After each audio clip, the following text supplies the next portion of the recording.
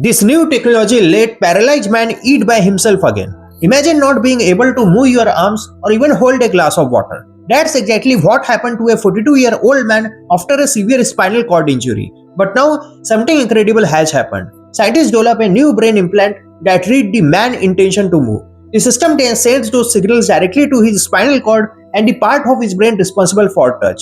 The result? He could bend his arms, open and close his hand, drink from a cup, feed himself, and even hold delicate objects without dropping them.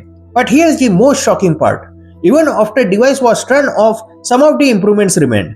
He regained some sense of touch in his wrist, and scientists believe this technology may actually help the nervous system recover over time, not just while the implant is working.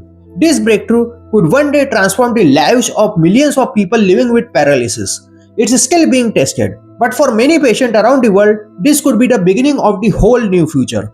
Let me know, would you trust a brain implant to restore movement?